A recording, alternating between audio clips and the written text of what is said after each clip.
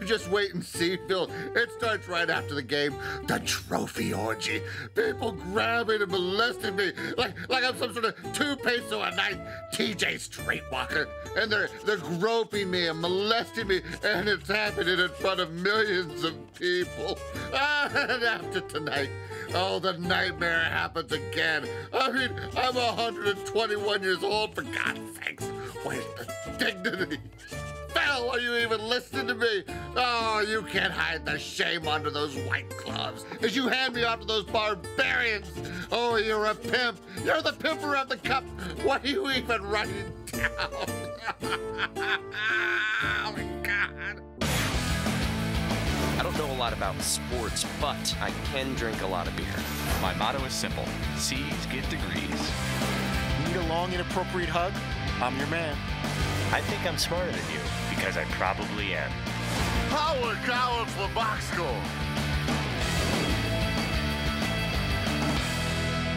Hello and welcome to the Box Score. I'm Brock in Los Angeles. They are the Danettes out in Milford, Connecticut. A week's anticipation culminated in Fritzy and Polly finally getting inked today. Don't worry, Mama Fritz, I don't think it's lead-based, so your son's all right. Fritzy, were free hugs and hug life your idea? They were not. I'm glad Paulie had a lot of those ideas. The creativity was flowing very early in the morning. Instead of just copying what Birdman Anderson has on his body, you know, Paulie thought it would be funny if it was something more directly related to me and what I'm known about on the show and my personality. So, you know, we got Elway and Cinemax and Hug Life and all that kind of stuff. So, yeah, I came in to get painted half asleep at 6 o'clock in the morning, and Paulie already had a list of things he thought would be funny to have painted on me. Seton, how do you rate those sleeves compared to yours? Oh, it crushes mine. It's not even close. I'm super jealous, and now I have all of these ideas running through my mind. I think Fritzy should consider doing that. I know there's a whole heaven situation that he's concerned about, or I don't know what religious, you know, connotations that has there, but I think go with it, dude. That looks dope. Paulie, why in the world would you cover your paint job up? That's the first time you've had abs in years, isn't it? Yeah, you're right. I have ab, not ab plural. Yeah, I was just somewhere to put the mic. I had nowhere to put my mic all day. I was going to connect it to my trachea, but they didn't think that'd be approved. But yeah, it was wild this morning, Brock, because at first when they started doing it, it didn't look that great. It looked very basic. I was like, well, we could kind of do this. They probably just slapped out a base coat. And then he starts doing like shadowing and all this other stuff. And you're like, man, this guy's an artist. I can't imagine what that would be like at all. Maybe I can, maybe just a little bit. Oh, no. In solidarity with the Danettes and the boys that had to go under the body paint, I give you this, the box score. Look at you, Stallion. Wow. Oh. I thought a box had 4 sides, not 8. There we go.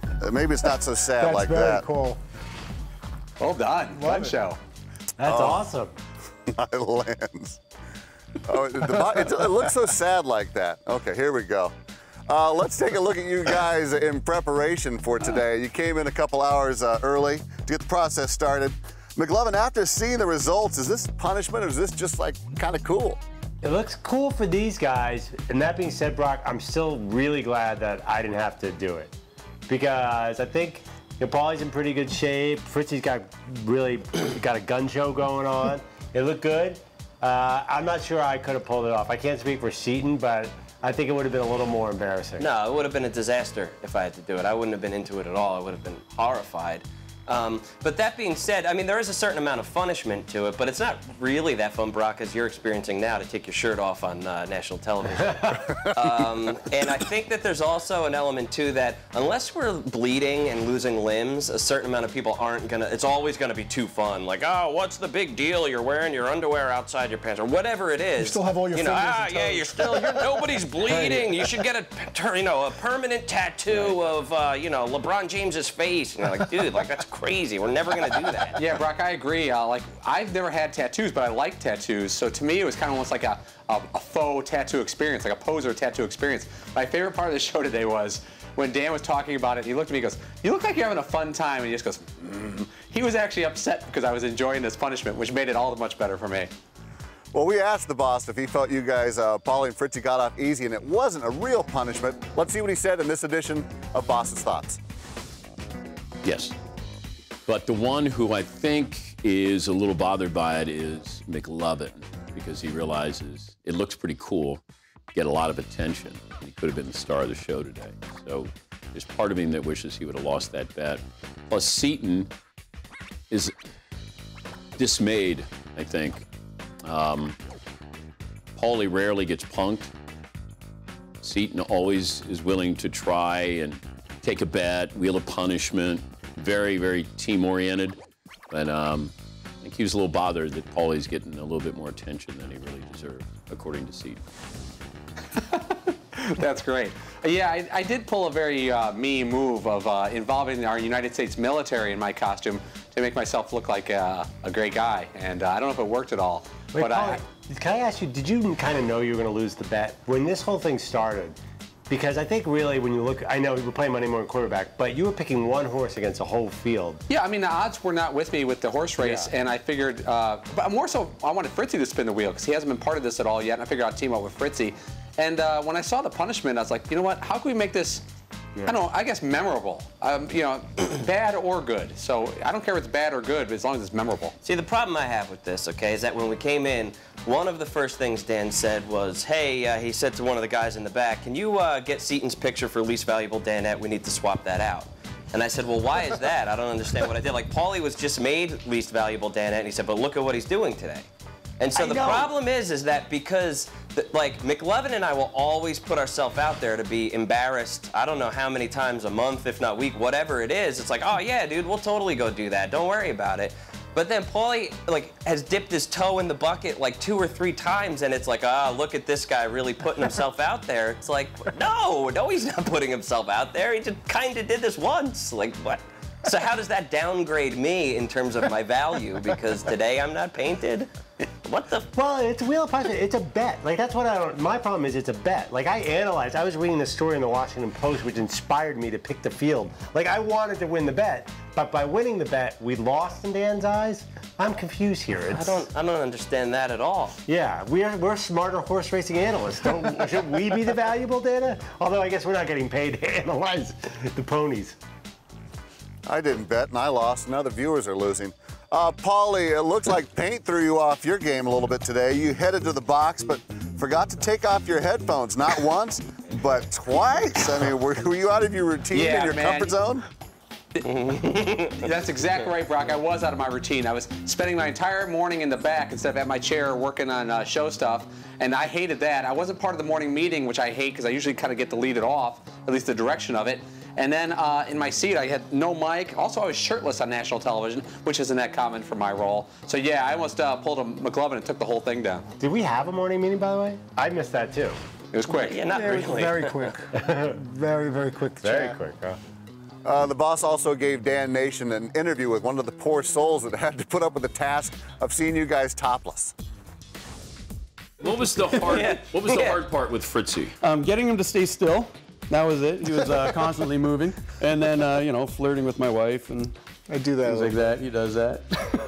Aren't you glad you didn't have to paint the jersey on him? Yes. Paulie's been sucking in his gut. Yeah. Did you paint abs on him? Those are all natural, actually. He tells me about his exercise regimen, 4,000 sit-ups a day. Yeah, he took a couple of shots at me that I was, and I embraced his wife. I hug everybody. I'm assuming he was just joking. And he also had made another comment about that he was glad that I kept my jersey on because if I did the body paint thing, they were going to run out of paint supplies, which I didn't think was, I don't think he knows me that way. I just met him for the first time this morning and took some shots. But it was all in good fun. And I can't apologize for hugging anybody. That's what I do. And I think I lucked out a little bit. I think Dan was a little easy on me. The neck and arms is one thing, but if I would have had to get the whole jersey painted on my bare chest and stomach, that would have been very difficult for me. So, Brock, one thing you missed at 6:15 in the morning was Fritzy asking 75 questions about the products they use. Is there a certain company that's better than the rest? Is there a certain? Do you guys ever call Europe and have things sent over? I did get a little chatty. You would think that I was like a cab driver in New York or something, and painters were sitting in the back seat, and I just kept rambling, and they were answering all my questions, but in the back of their mind, I'm sure they were saying, "Let me just concentrate on painting you and get out of here because I don't really need all this talk at 6 o'clock in the morning." Fritzy, you're lucky. I mean, you didn't have to have this jersey painted on you. I mean, for the artist asked me to pick up my breast about 4 times so she can paint me. Coming up, we'll take you behind closed doors with Fritzy and Polly. You do not want to miss this.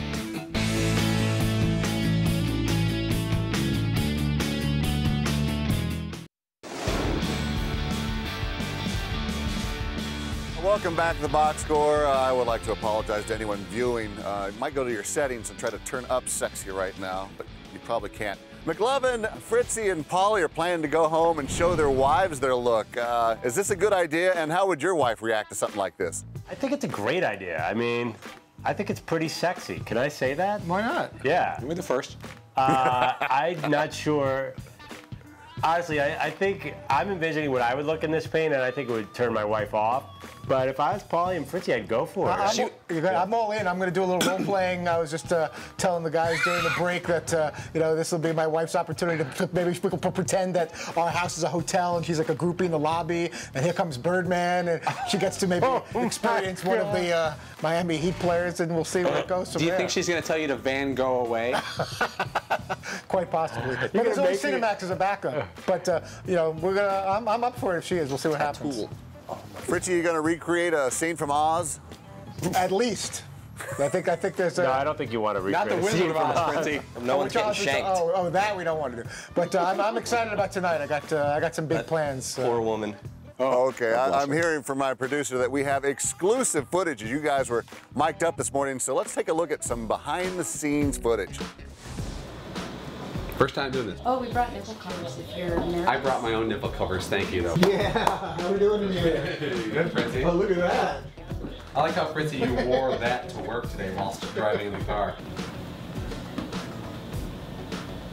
I'm not being antisocial, I'm just trying to... No. Can you sleep and stand up at the same time?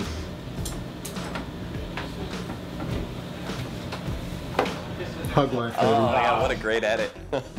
Yeah, I was trying to nap. I was very chatty at first, but then as I was standing there, my plantar fasciitis was acting up the left heel, and I knew, you know, we have a show ahead of us. I'm like, how do I maximize my time here? And I was literally trying to doze off and nap while standing up and trying to stay still while they were painting. God. So that's what that was. Paulie, how cool is it that Army head coach Jeff Monken called in to weigh in on your look?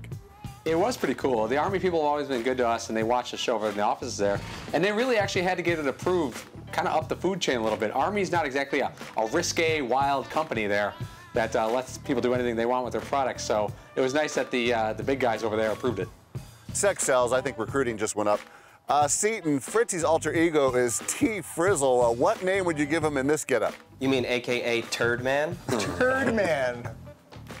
I hope that doesn't catch on, but it's clever. I got a chuckle out of that. Well, let's take a look at what would happen if Turd Man and T. Frizzle combined.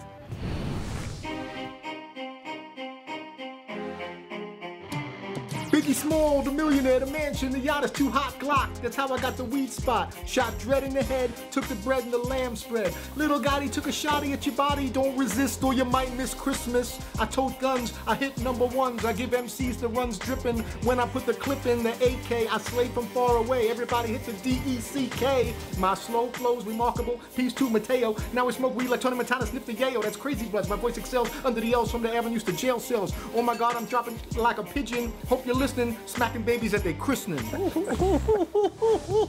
I said this before, my wife thinks that Todd has more talent than all the other Danettes combined. She thinks Dan is very talented, but like, you're the most interesting person I know. Very strange. You can sit here and complain about your plantar fasciitis like a 75-year-old Jewish guy. I'd say that. It's really throbbing And still. then you can do that. And then you're talking about role play, making your wife pretending she's a groupie later tonight. Where did we find you? Very, very, very weird. There's no more fascinating moment than taking an hour ride with Todd Fritz in the car and listen to his iPod on shuffle. Okay, because it'll go from Hall & Oates to, you know, Notorious B.I.G. to like some freestyle song, but like right back to some 80s thing, and then NWA is going, and he knows every word to every single one of them, and so he knows every word to a rap song, but then doesn't know how to use a broom. He's like a savant. There's certain things that he loves that he knows, and certain things that's like, I've never seen this on him before. He said, yayo. Eventually we'll get my meds straight, and it'll be a win-win for everybody. Until then, you don't know what's going to happen. I'm a very good driver. Up next, Al Michaels also took off his shirt, but that was a few years ago. We'll explain it all after this.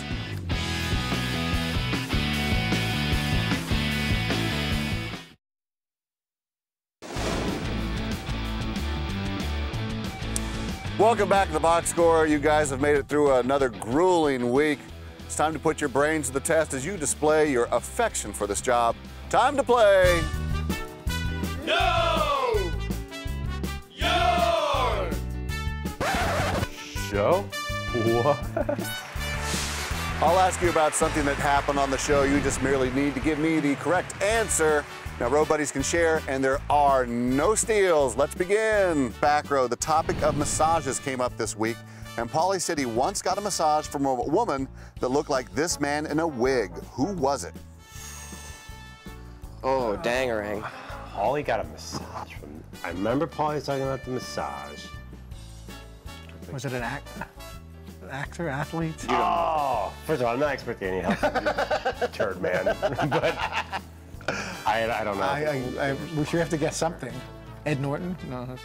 Yeah, Ed Norton. We're gonna say Ed Norton. Was it Ed Norton? I've only gotten 2 massages in my life, but the one I got, this woman walked up and says, "Walk this way," and she was a 10. She was a 10.5. And then she hands me off to a German shot putter. And this woman was like Jay Glazer with a wig. Sorry, guys. Jay Glazer. Dang, that is tough. Let's go to the front row. Good question. Will Ferrell came on the show this week and shared a lot of fun facts. One of them was his height. How tall is he? 6'2"? 6'3"? 6'3"? Was he 6'3"? What's the new movies that you got? Get Hard, is that one that you got coming out? Myself and Kevin Hart. I am a. I like the sight gag between you two then, because Right. you're rangy. You're what, 6'4"? I'm 6'3". 6'3". Oh, it was 6'3". Well done, Congratulations, Paulie. Well guys. Back row, you're up. Al Michaels told us he once had to take his shirt off during a broadcast because it was just too damn hot. What city was he in? Oh, man. Fritzy puts All his I head remember down. was he got peed on at Wembley Stadium. Okay. London? No. Guess a hot city. I'm going to go Green Bay, Wisconsin. Duluth. It's in the United States. No. Saskatoon. We were telling Wide World of Sports stories, but I was North so Pole. blown away by the Fritzy, how about this? Name a hot city. Let's go with Phoenix? Arizona, yeah. Phoenix. We're gonna say Phoenix. Was it Phoenix? When I was the Giants announcer, San Francisco Giants in 74, 75. It's July in St. Louis. It's 105. The humidity is like 4 million. By the third inning of the first game, I had to take my shirt off. Never remember that. Sorry, boys. It was St. Humidity Louis. is like 4 million. Front Not row. exactly a hot city, though. I know. Fritzy creeped us out when he told us a story of following a woman in his car because of what it said on her license plate. What was her vanity plate? You know, I feel like Fritzy's told about 5 different of those stories this week where he's a little creepy about following a woman. Can you be even more specific? It was either hot lips or hot stuff, right? Hot mama, hot legs. Oh, man, it's hot. Oh, mama. Yeah. This is where they all blend together. And how the hell does Fritzy remember that? Hot stuff. All right, we'll go hot stuff. Was it hot stuff? I remember trying to track down some woman who zipped by me and it said like hot stuff on her license plate. It's like I had to know what this woman looked like, and I'm going for miles out of my way from the direction I was going in. Good job, guys. Yes. It's probably cold now. Back row, Dale Earnhardt Jr. came on the show, and Dan asked him about his famous nickname. Do you know it? I know that. Yes, I do. Do you know it? Go for it. Junebug.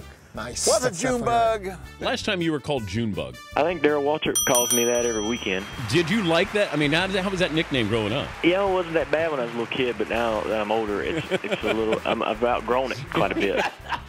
Back row finally on the board. Good job. Knows nothing And about finally, front row, Dan made it no secret he wasn't happy with one of his lava lamps. Which country did he say makes the best lava lamps? Or did he say a specific country? Did he say a hemisphere, or did he say a country? Did he say? I'm gonna go. Which country? You know what? I'm going patriotic. I'm gonna say the U.S. of A. I could have. No. Well, okay. You can go. Our answer is England. Oh, was it England? I got cheated on this one.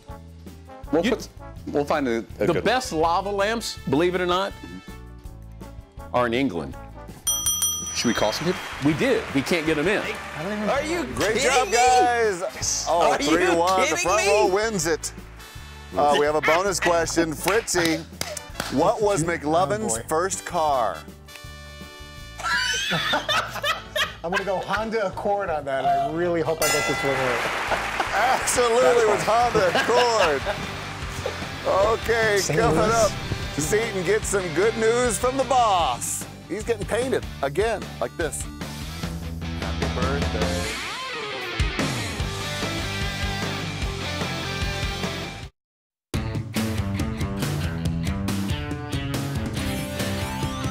Hi, I'm Jeremy Roenick, and you're watching The Box Score on Audience, DirecTV, Channel 239.